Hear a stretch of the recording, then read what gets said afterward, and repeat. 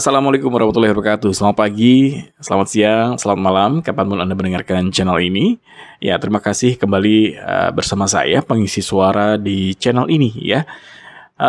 Kembali saya akan bawakan sebuah cerita dan kali ini saya ambilkan dari sebuah karya ya, buku Syukur ya, Syukur. Ya, buku Syukur ini ya, karya Habib Novel bin Muhammad Al-Idrus ya. Saya mendapatkan langsung buku ini langsung dari Habib Novel dan saya akan bacakan, saya akan ceritakan untuk Anda semuanya ya. Jadi silakan santai, duduk ataupun rebahan, kalau perlu pasang headset Anda. Cerita inilah yang terbaik. Di suatu tempat, hiduplah seorang pemuda yang bijaksana dan pandai berburu. Kebaikan dan kebijakan pemuda ini terdengar oleh sang raja yang juga gemar berburu.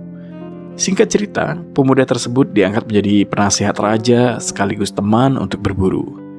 Raja pun sangat puas karena sang pemuda sangat bijaksana, sehingga mampu memberikan saran berharga bagi sang raja dalam memutuskan berbagai perkara penting.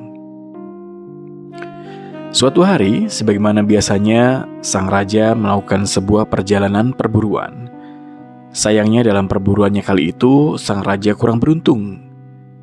Secara tak sengaja, pedang sang raja mengenai dirinya sendiri, sehingga salah satu jari tangannya terputus. Raja pun mengakhiri perburuannya dan kembali ke istana. Setelah beberapa hari, luka sang raja sembuh. Akan tetapi beliau sedih dan galau karena kehilangan salah satu jarinya. Melihat sang raja murung, si pemuda merasa iba. Ia pun tak tinggal diam. Dengan kearifannya, sang pemuda menyampaikan sebuah nasihat bijak untuk menghapuskan kemurungan sang raja. Sabar tuan, walau Paduka telah kehilangan satu jari, yakinlah pasti ini yang terbaik untuk Paduka, ucap sang pemuda berusaha menenangkan sang raja. Yang terbaik? Apa buktinya? Bagaimana saya bisa bersabar dan tenang? Saya menjadi raja yang cacat, jari saja hilang satu. Karena merasa dihina oleh sang pemuda, sang raja menjebloskan pemuda itu ke dalam penjara bawah tanah yang gelap. Selang beberapa hari sang raja menghampiri si pemuda dan berkata, "Bagaimana keadaanmu di sana? Apakah kamu masih bisa bersabar? Apakah itu yang terbaik untukmu?" Dengan tenang, si pemuda menjawab, "Tentu saja, ini adalah yang terbaik buat saya." Dengan sangat kesal, beliau meninggalkan pemuda tersebut dan pergi berburu sendirian. Dalam perburuan kali ini, raja juga mengalami musibah.